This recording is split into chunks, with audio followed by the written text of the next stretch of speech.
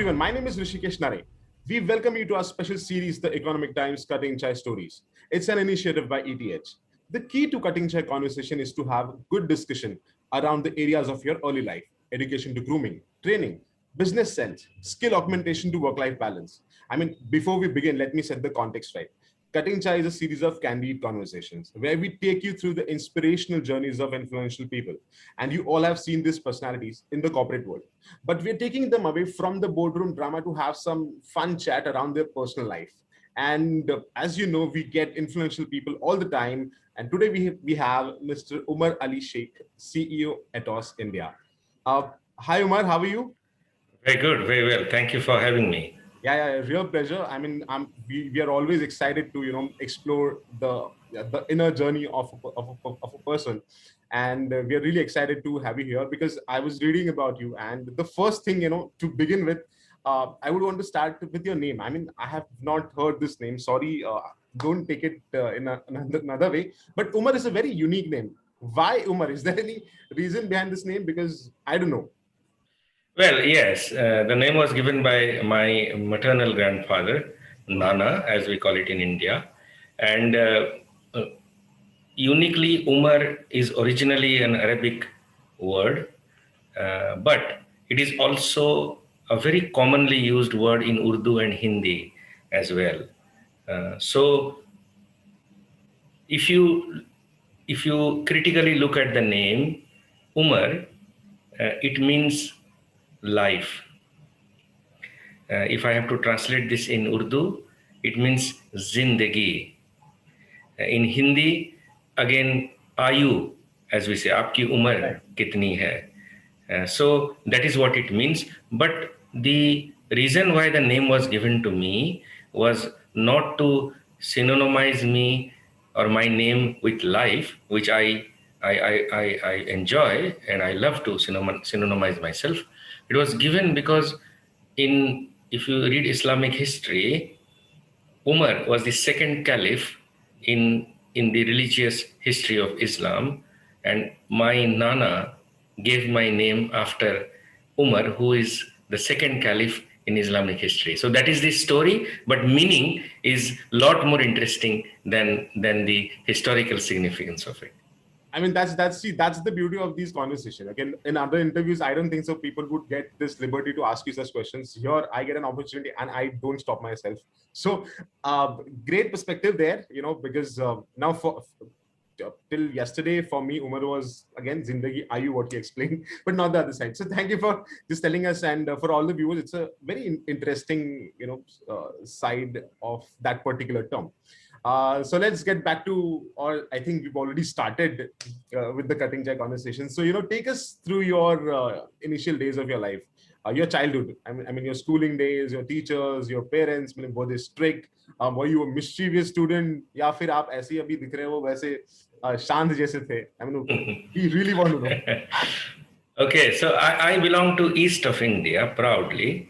I belong to a state called Odisha, as used to be known as Orissa. So I'm a native of Odisha. I'm an Odia by my belongingness.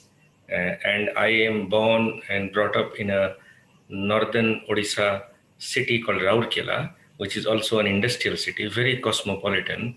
It's a steel city, as we call it. And that is where I was born.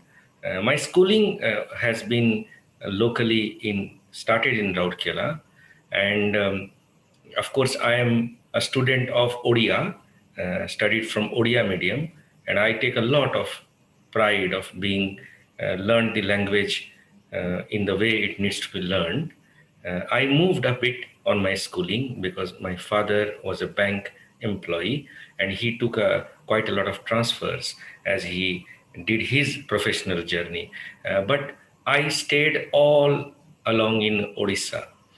So, so that is how my schooling has been. I've changed a bit of schooling, including spending about 4 years in an interior village school where we didn't have desks and benches. We had to sit on the floor and study. So that has been my journey of schooling, starting from Rourkela, moving a couple of cities, and ending in Rourkela again when I did my 10th from the steel city. I mean, wonderful to hear that. I mean, I was for a second, I was there in your school. Yeah, I was sitting on that, sitting on the ground with. I can visualize that, but it's very rare to find. We all have seen it in the movies, or maybe current generation. I mean, I'm another set of the generation. I'm 35, but I think the millennials, they would not relate to this part because they will not even imagine or understand the beauty of it. So that simplicity part, you remember those days, actually that day you got up, it's raining, you're walking from your home toward the school, you get there, you see your friends, very simplistic setup, you sit on the ground, you listen to things, and here you are today. So what, I mean, the foundation must have done something right to you, and definitely that credit goes to your school, that the early life where the initial 4 years, right, you said you spent in the village. No, mid 4 years, Mid 4 years. mid So, 4 years. does that reflect on your, today's life? Actually, I would say that the most important part of my schooling I spent in that village school. From class 6, 7, 8, 9 are the 4 years that I spent in my village school, and I would say that those 4 years were have still got very very deep um, impact on my life. It brought in a lot of simplicity. It brought in a very high sense of belongingness. Mahatma Gandhi said India lives in its villages, and I lived in a village for 4 years to experience that. It has brought in a lot of humbleness as you grow up, and it also keeps you extremely grounded as sitting on that floor and studying. I still feel the cold floor on which we used to, because we were wearing shorts, so your part of your leg used to touch the floor, and you feel that cold floor. I still feel it, and I'm extremely thankful that I have the visibility, or I have the experience of living in a village for 4 years and studying in a village school. And by the way, almost all or most of the students that I studied those days who still have stayed in the village, and somebody is still a farmer, somebody is still a small shopkeeper in the village, somebody is a school teacher, primary school teacher. I am in touch with all of them. And whenever I tend to get time to go back to Odisha, I make sure that I visit and meet all of them. That is the beauty of the connect that experience developed. I mean, and I mean, I can now imagine, because you're still in touch with your friends. So the roots that you have with all of your, friends there must be very strong.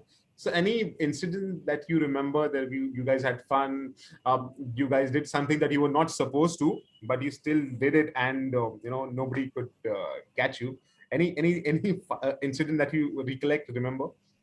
So about, I do not know how many kilometers it will be, but I think it's about 7, 8 kilometers. Then those days it used to feel like 70 kilometers, right? So I remember rains were very, very, like in Mumbai, rains are very, very good in east of India, especially in Odisha. It's a coastal state.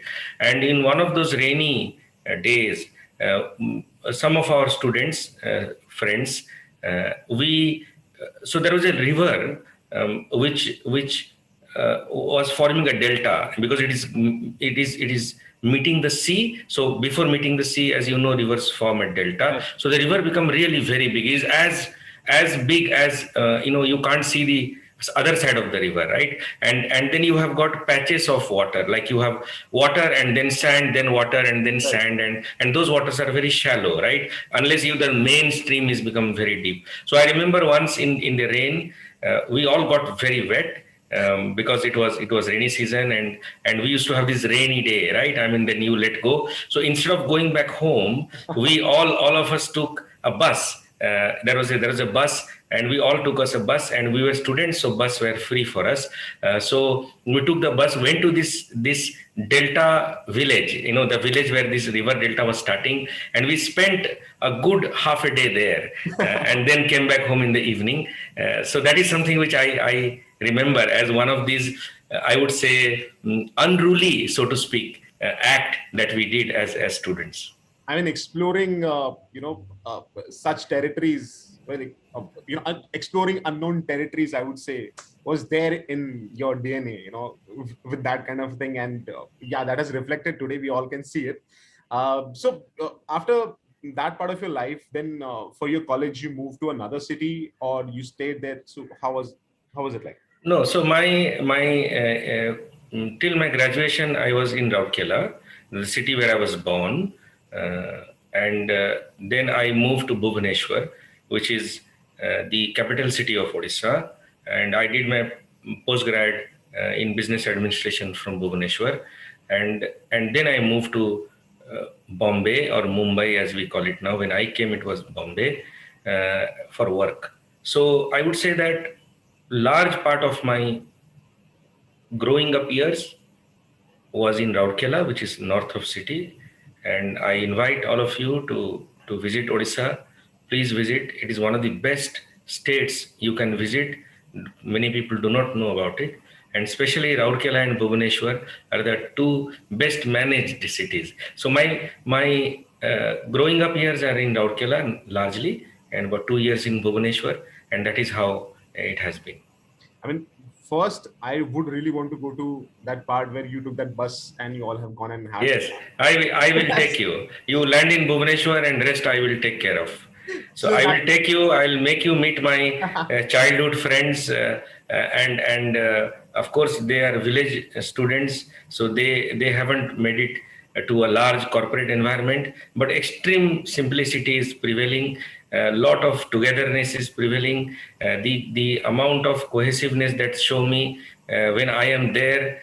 We simply go back to our school and school days. So I would definitely take you, and anybody else in this call interested, please welcome. You are welcome. We all would love to come. And the second part, where I would want to say, so any inspirations when we talk about, okay? And when we talk about inspirations, we say that, we talk about the heroes of the history or the sportsmen or the film stars or anybody for that matter.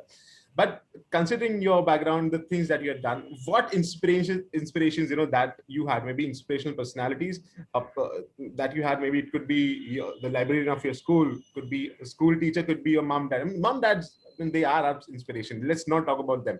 But other than mom and dad, you had anyone who could inspire you in a way that helped you to get that mindset that, I have to move out and I have to do something big?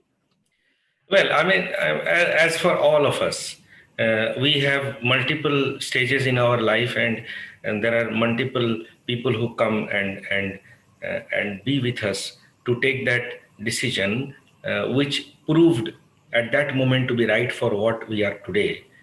So there are many, but some of the significant ones, I would say, is my youngest uncle, Mamu, as we call it.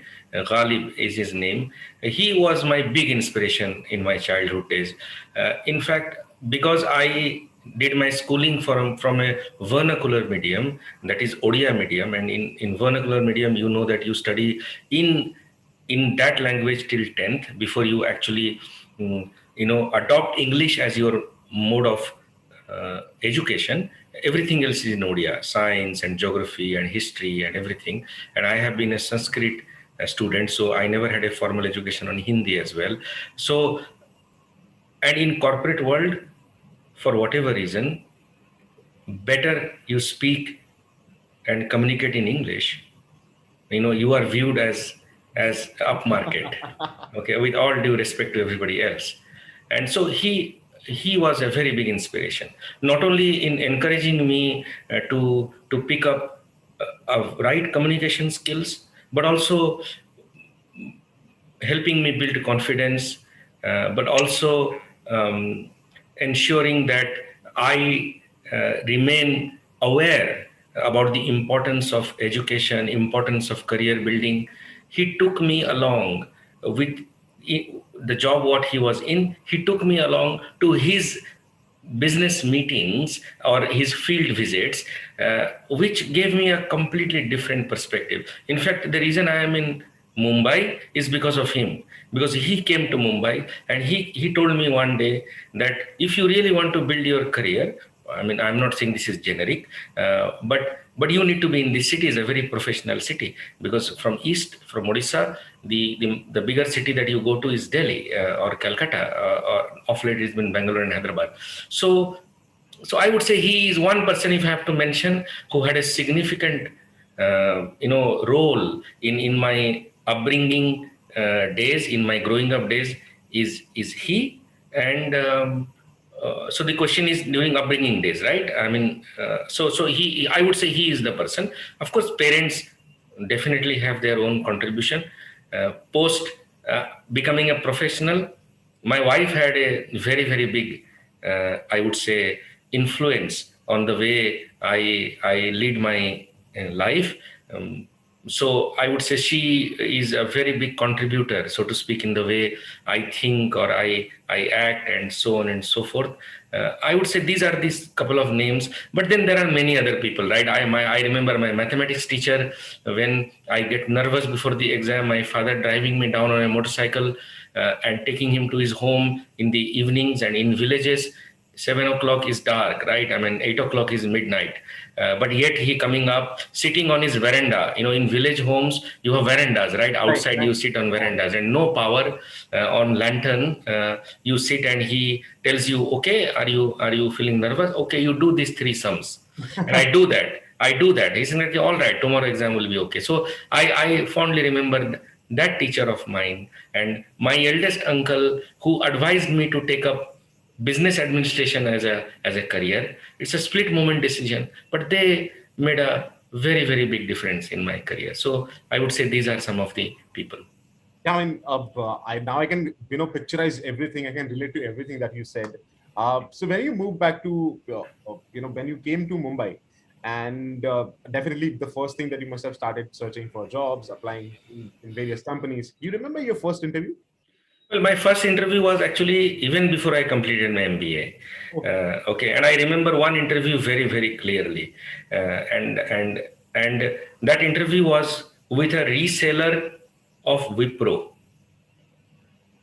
So, and I was doing my final project, and I was also trying to give interviews to brush up my skills, so that if I am, I'm post my MBA, I'll be able to give interview with a lot of confidence.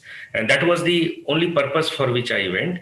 But I landed up getting that job. Yeah. So I remember that interview very, very, very, very well. It was taken by a very young IIM Bangalore graduate, and he was like asking me all sorts of questions, and you are a fresher, so you are trying to prove your ability that you can work, in any instances. So the interview was more like that. I would say I was a lot more bold. I was loud. I was trying to sound a lot more confident.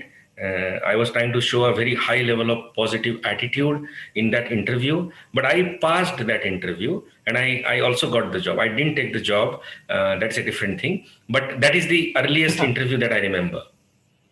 Yeah, I mean, it's very courageous to, then you didn't take that job.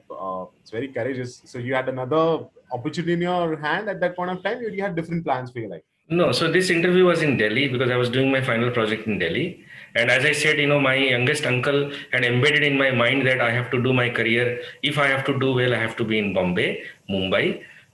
So I was somehow horse-headed, I would say, that I have to go to Bombay, Mumbai, for that matter. And that is why I didn't take it.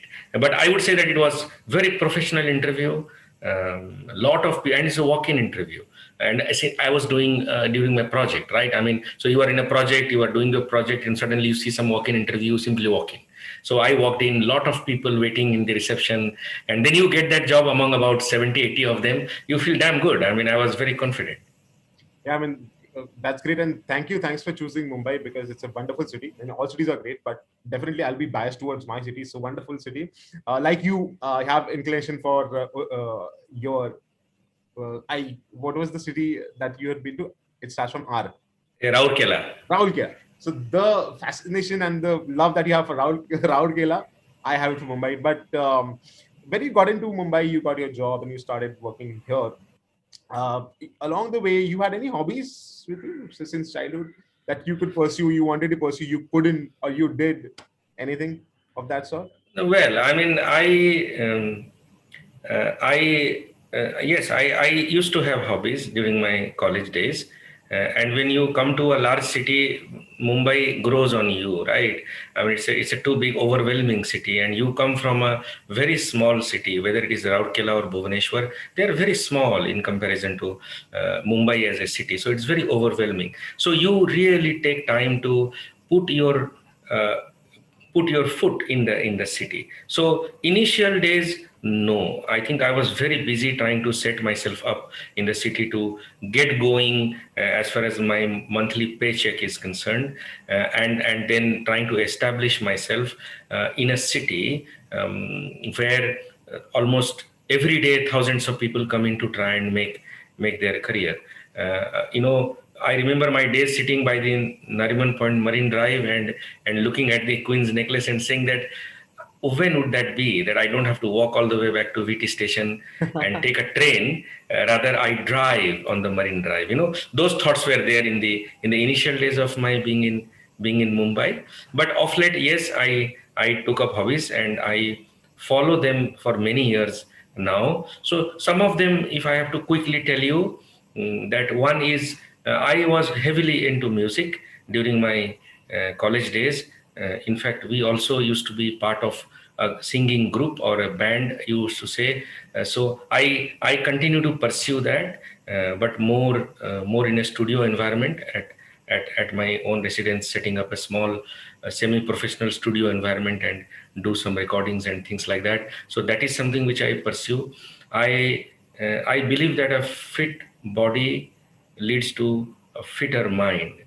So I have been into keeping fit, I would say, to whatever extent I can for many years now. So that I take up as one of my almost everyday routine. I play squash quite passionately, and I would say I play in a I do not know. You have to see my game to tell me whether I'm an intermediate or a beginner.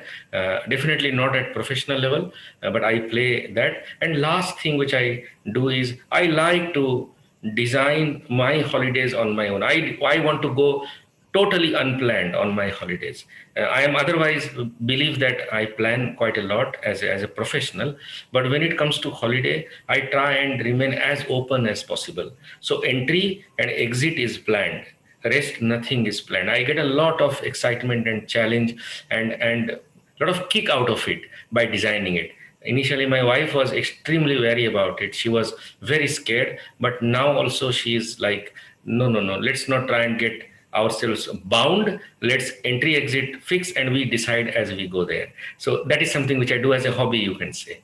I mean, in a nutshell, you do everything, like fitness, singing, itinerary planning, everything. And it's very rare to find. But one thing before we just wrap this up, one thing is very important. Now, when you do so many things at the same time, managing a position which has a lot of responsibility, how do you manage your time? Because right now in current world, managing your time is the most important thing. If you can manage your time, you can manage your wealth. That's what they have started saying now. uh, it's very difficult, and most of the answers that you get from our team members within myself, if I take as an example, we say, "Arey, yaar, time nahi hai." So is there any mechanism? Because I know there is no formula. Is right here. How do you approach things? So your secret formula on that? No, I will disagree. Time hai. Exactly. Okay, so time hai. It's purely prioritizing in your mind that what is that you want to do. Okay, if you decide that you have to spend 1 hour every evening for 6 days a week, or 5 days a week is also okay, in, let's say, putting yourself either playing squash or running or walking or doing workout, you will ensure that you fit your agenda in a way that you get that 1 hour. Okay, so that is for sure. But I would say that prioritizing that what you really want to do in life, and outsourcing even in your personal life, that's something which you can outsource. For example, financial planning, it is outsourced to my wife. Okay. And likewise, okay, like she has outsourced everything to do with automobile and travel to me. So outsourcing is something which you think the other person can do it well, and you don't have to put your time. So prioritizing, that's something which really runs on your mind. Fourth stage of consciousness, okay, that you have to do this, and it starts bothering you if you don't do it. If that is the level where you have reached, you will find time. And let me tell you, there has never been a situation that I haven't found time. And I sleep about 7 hours at least. So it is also not that I compromise my sleep. When we say that we don't find time, we really need to critically sit down and think what is the wastage that we are doing unknowingly. Okay, so with all due respect to people who have this vibe, I have absolutely no problem with that. For example, if somebody is a smoker, and in the campus that person is working, and it doesn't allow for you to smoke inside the campus, you have to walk all the way outside the campus. Okay, and then you have, in our student lives we used to call chai suta. Yeah. Okay, so you do that, you calculate if 5 times you go, how much of time you use. So likewise, it is choosing the right priorities, right vibes, right behavior, and outsourcing the things that you do not want to do. Then time hai. Right. I really got that style of yours. Ki time hai. And like, just sit back, think, and then you will come to know ki time hai. Matlab, yeah, and I really love the part where you mentioned that financial planning I have outsourced. Automobile planning, my wife has outsourced to me. So it's a very good thing that when you know that if you're not the subject matter expert, just give it to this expert. Yes. You will Yes. spend your time. You will not have that anxiety. Oh, it's not happening. You will just move out of that, and you will get the suggestions. Just see, okay, 1, 2, 3, and you're done. And that's what happens in the corporates as well, right? Outsource. If you don't have time to do that, just outsource it, get it from the expert, and you have another time, enough time to do strategy planning and everything. It's a good lesson for everybody who's watching this. If this goes to all our viewers, because it's a unique way of doing things. Like time hai, just hashtag time. Yes, hai, bilkul hai.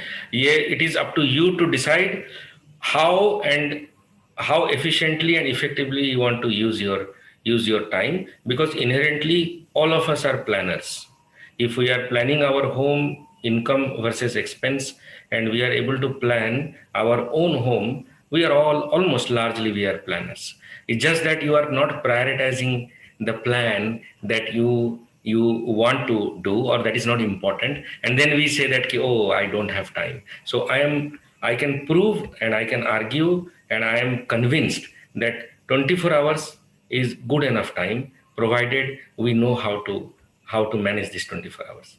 Okay. And so I've got so many questions, but I have to just wrap it up in last two questions. One question that is, if given an opportunity, if we give you the time machine, and if you get an opportunity to go back to your village days, in that classroom where you're sitting on the floor, you're feeling that cold vibe environment, Yes. and that float, what message that you would want to give to young Umar? I will say that it is extremely important for all of us to remain connected to ground. It is and feel the ground. We wear shoes, we don't feel the ground, because shoe has got a separator to make us feel the real pulse of the ground. And in a real management sense, it is very important for us to remain connected to the ground.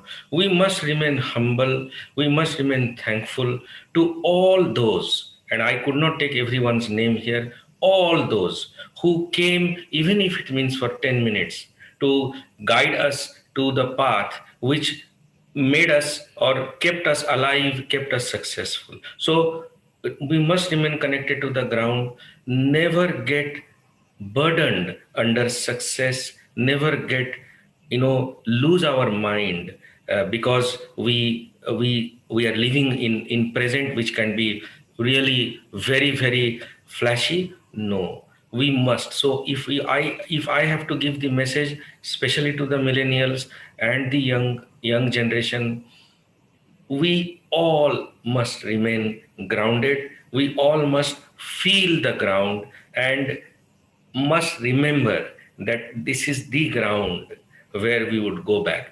Then why leave this ground? And I have a favorite one liner, which is my own generated, that high flyers always fly on the ground. Yeah, yeah. I mean, those who are watching this, one thing that I would really want to say that uh, the kind of personality that I'm interacting today, okay, usually I write about people and then I say it, but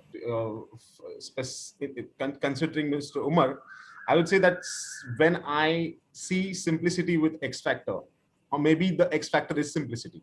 I don't know. I had that question in mind, but still, I would connect now the X Factor to the simplicity. If you know what you're doing, if you do it in a very simplest manner, with humble attitude, with grounded approach, or the roots that you have which are very pure, then eventually you may not be successful, but you will be considered as a good human being and people would look up to you as a role model, right? So we haven't done this, but I would want you to end this show in Oriya, in your style. Okay, you can do that. I mean, I wanted to surprise you in a different way, but you have surprised me with your Oriya stories. So now this credit goes to you. So end this show. This show is called as the Cutting Chai Economic Times Cutting Chai Conversations. Do it in Oriya. I'm all yours. ମୁଁ ଓଡ଼ିଆ ଆଉ ମୁଁ ବହୁତ ଗର୍ବିତ। ମୋ ମାତୃଭୂମି ଜନ୍ମଭୂମି ଓଡ଼ିଶା, ଆଉ ସମସ୍ତ ଓଡ଼ିଆ ବନ୍ଧୁଙ୍କ ପାଇଁ ମୋର ଏଇ କାମନା ଯେ ଓଡ଼ିଶା ଭଳି ଆଉ କୌଣସି ରାଷ୍ଟ୍ର ନାହିଁ। ଆଉ ଆମେ ଯଦି ଗର୍ବିତ ରହିବା ତାହେଲେ ଆମେ ଆକାଶ ଛୁଇଁ ପାରିବା। ତେଣୁକରି ଗର୍ବିତ ରୁହନ୍ତୁ ଆଉ ଆକାଶ ଛୁଅନ୍ତୁ, ଆଉ ଓଡ଼ିଶାର ନାଁ ପୁରା ଦୁନିଆରେ ଆପଣ ଜାଗ୍ରତ କରନ୍ତୁ। ଧନ୍ୟବାଦ। So whatever he said, that's absolutely right, guys. And I will take the translation afterwards. So thank you so much. Thanks for your time. It was great chatting with you. With the kind of setup that we had, it's raining outside. It's completely, typical Mumbai and Odia kind of atmosphere. Yes, Odisha kind of atmosphere. Odisha kind of atmosphere. So we both have connected on that level. And thank you so much. Thanks for your time. We'll see you around, guys. Those who are watching this, please, I would say that watch this episode. I mean, you must have seen so many things, but this is something that you can recommend to your friends. Those who are working, those who are not working. This goes to everyone. Thank you, Mr. Umar. Thank you for your time. Thank you, and pleasure to talk to you, Rishikesh, and thank you for having me. I'm really honored to be part of this discussion. Thank you.